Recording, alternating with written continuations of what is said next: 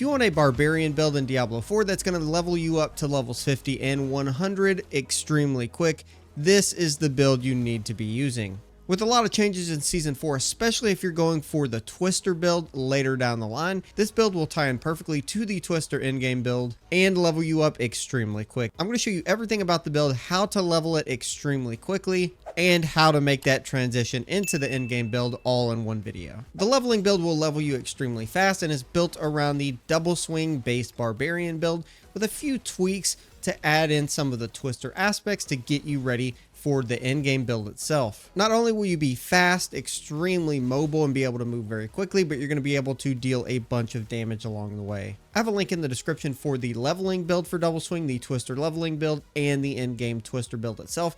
They have all the skills in exact orders you should take them, as well as Paragon boards, so make sure you check that out and follow along. So first, really quick, we're going to touch on the skill tree. So first we want Lunging Strike for our primary basic attack, all the way to Combat Lunging Strike, so we get the additional Berserking Grant. The Berserking Grant is important to keep up to continue to give us increased damage and overall movement speed. Then we're going to come down here and take 5 out of 5 for Double Swing to max out our damage. We'll also take Enhance, so that way we gain Fury and Furious Double Swing, so that way if we cast our Double Swing while Berserking, we get 2 extra Berserking seconds. Again, keeping Berserking with this build is extremely important to up our damage and clear speed overall. That's why that's important.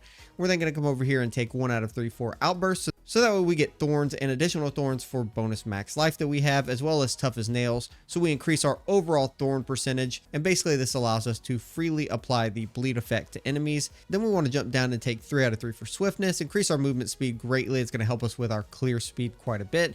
We also want to take Leap 5 out of 5 and Charge 5 out of 5.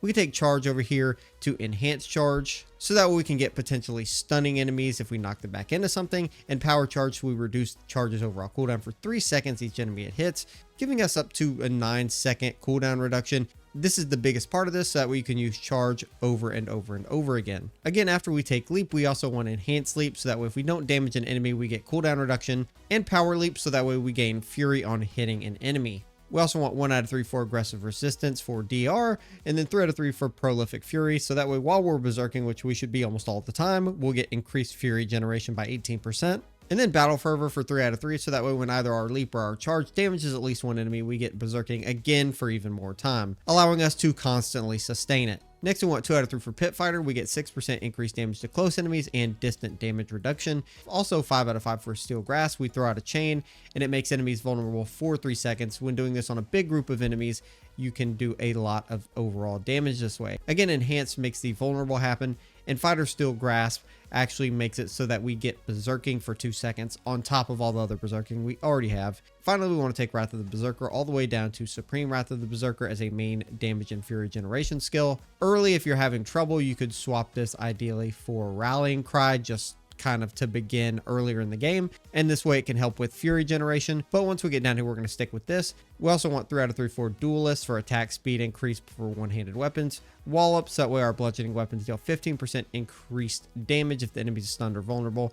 And Concussion, so that bludgeoning weapon skills have a 30% chance to stun enemies, which will help us proc a lot of our additional damage abilities. And then lastly, we want Unconstrained, so we increase our Berserking's max duration by 5 seconds, and it increases our bonus damage up to 100%, giving us huge increases for our Berserking damage, but also more Berserking time, which at this point you can tell we almost don't already need, because we're going to be Berserking almost at any given point in any fight. And since this is a leveling build, we won't worry about the Paragon board just yet, but if you take those skills in the order I have them in the build link below, you will be leveling to infinity very quickly. So really quickly, I'll go over the best aspects for this build and make it super simple. Ideally, the aspect of Disobedience, aspect of Might, or the Iron Blood aspect is going to give you damage reduction in some form or another, help you from dying and running through that early game content a lot more consistently. The Ghostwalker aspect for your boots to increase movement speed is definitely important. And now some of the big aspects you want is any resource aspect for your rings, so aspect of the Umbral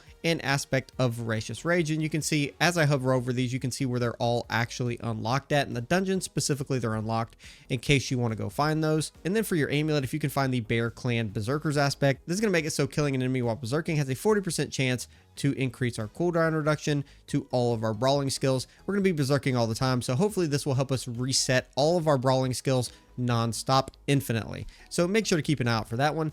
Additionally, things like the aspect of Ancestral Charge will boost our charge, make it a lot more powerful. The Veteran Brawlers aspect, so each time a core skill deals direct damage to an enemy, it increases our leap and charge damage. The Brawlers aspect, so that way enemies damaged by our charge will actually explode and do a lot of damage to surrounding enemies. This is also very great considering we're going to be consistently recharging that cooldown reduction, casting it almost infinitely. And then the aspect of Retributions, so that way we have a chance to stun enemies additionally, and this is going to give us procs for a lot of our other damage abilities. And early on, make sure you just use sapphires for your weapon, rubies for your armor, and skulls for your jewelry, or diamonds or whatever resistance you really need. Also throw this up on screen. These are the primary stats you're going to want to look out for just in case.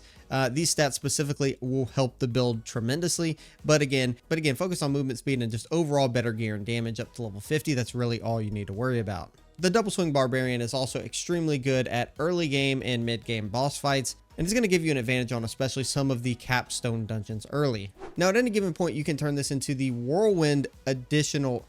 Now at any point you can also add to this to turn it into the Twister leveling build, simply by swapping out these 4 aspects. So for your amulet, if you find the Windlasher's aspect, as you can see here, this allows you to cast Double Swing that creates Dust Devils that deal a lot of damage, and also triples the amount of Dust Devils if you cast Double Swing twice within 2 seconds. If you find this aspect, throw it on your amulet preferably, and this will greatly increase the amount of Dust Devils you can drag up, giving you some of the primary parts of that Dust Devil build very early combined with Double Swing. Additionally, if you find the Devilish aspect, so that way after generating 100 Fury, your next direct damage creates 3 Dust Devils. This is also a big one, so if you find this, throw it on one of your 2-handed weapons. Also the aspect of Fierce Wind, so that way your shout skills create 3 Dust Devils that deal damage to enemies along their path. And if you use those aspects in addition to your Double Swing, you can be powerful in Double Swing and powerful in Dust Devils as well, setting you up very well for the endgame build. Also, once you unlock your technique slot, you're going to want to make sure you use the 2-handed axe expertise, and this is going to give you increased damage to vulnerable enemies, as well as increased critical strike chance against vulnerable enemies. And because we're making enemies vulnerable consistently with our Steel Grasp, this is going to up our damage pretty heavily. And now we're going to talk about how to level quickly with the Barbarian to level 50. Primarily when you start, as long as you skip the campaign, you're going to first want to tackle the Season 4 questline. That Season 4 questline will give you hopefully some additional powers, as well as go ahead and get you probably maybe to level 30 or so. Once you get to level 30, the best kept secret in leveling is now going to be Helltide, so make sure you go ahead and jump over to the Helltide, complete all the events you can possibly find, and continue to run it and increase your threat meter to summon more enemies. And this should be better than running a lot of the other content, such as running dungeons over and over. The Helltide should be the new meta for leveling, so that's ideally what you're going to want to focus on, and especially with Double Swing active, as well as if you're playing part of the Twister Tornado build with Double Swing, this should help you run through a lot of the content very quickly and level very fast. Also, make sure you're playing on Veteran or World Tier 2, because you're going to get 50% bonus XP instead of 20% now in Season 4, meaning you're going to level up much quicker by playing on World Tier 2. Also, as you begin to collect resources in Sanctuary, make sure to come in here and craft a bunch of elixirs to make sure you have one going all the time. It's a free 5% XP buff. Also, make sure you stack all of your seasonal blessings in the Urn of Aggression, so you can get the highest XP benefit from that as you can. You can get 5 to 10% automatically even before level 50. And with those tips, if you follow that build in the description, you should have no problems reaching level 50 and beyond with this Double Swing Barbarian build that you can convert to also be a Twister Double Swing Barbarian. That being said, if this helps, drop a like on the video, subscribe if you're new, and I'll see you guys in the next one. Peace.